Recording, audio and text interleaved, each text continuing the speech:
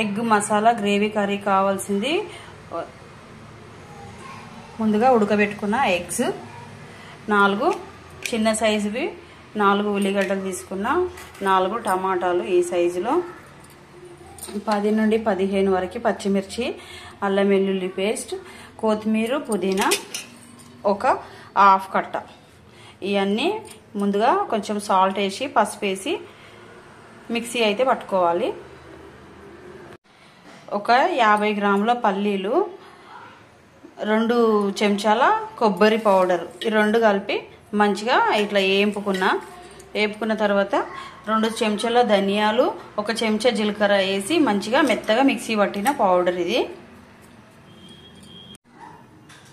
whole masala షాజీరా 2 లవంగాలు ఒక 5-6 చెక్కలు ఇలాచీలు ఇవన్నీ హోల్ మసాలా ఇది కూడా మెత్తగా పౌడర్ చేసుకోవాలి కొత్తిమీర పుదీనా ఇగో పచ్చిమిర్చి 10-15 పచ్చిమిరపకాయలు ఇగో 4 ఉల్లిగడ్డలు 4 టమాటాలు ఇది తీసేసుకొని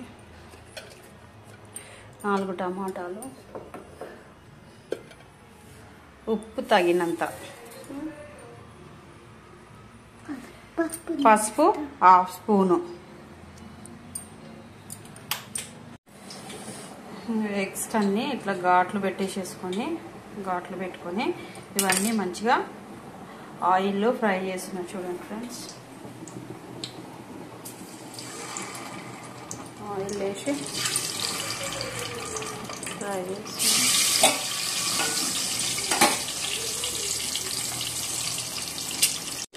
ఎగ్స్ అన్నీ ఆయిల్లో కొంచెం లైట్గా పసుపు వేసి ఇట్లా వేపుకుంటున్నా ఘాట్లు పెట్టేసుకొని ఈ ఆయిల్లోనే నెక్స్ట్ ప్రొసీజర్ అనేది స్టార్ట్ చేస్తాం ఇదే ఆయిల్లో కొన్ని జీలకర్ర ఆవాలు వేసి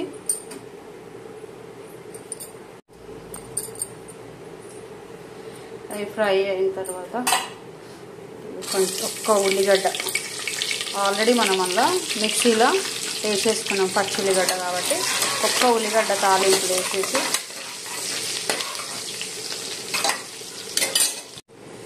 అందులో మిక్సీ పట్టుకున్న ఈ పేస్ట్ అనేది వేసేసుకోవాలి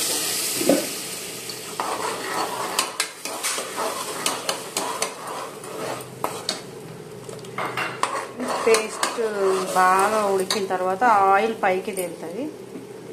అప్పటిదాకా దీన్ని బాగా ఉడికించుకోవాలి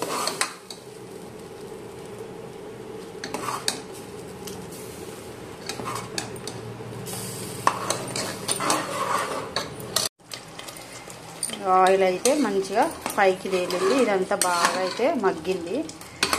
మగ్గిన తర్వాత పల్లీలు కొబ్బరి కలిపి మనం పేస్ట్ పట్టుకున్నాం కదా అది ఇందులో యాడ్ చేసేసి కొంచెం వాటర్ వేసి ఇదంతా నీట్గా కలిపేసుకొని ఇంకో 5-10 మినిట్స్ ఒక 10 నిమిషాలు అయితే ఉడికించుకోవాలి దీంట్లోనే ధనియా జీరా పౌడరు షాజీరా చెక్క అది పట్టుకున్నాం కదా అది కూడా వేసేసి ఎంత బాగా ఉడకాలి చూడండి ఫ్రెండ్స్ ఇప్పుడైతే ఎగ్స్ అయితే ఇందులో వేసిన తర్వాత ఇది ఆయిల్ పైకి తేలేంత వరకు బాగా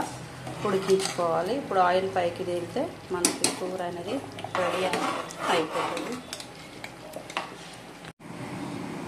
ఎగ్ మసాలా గ్రేవీ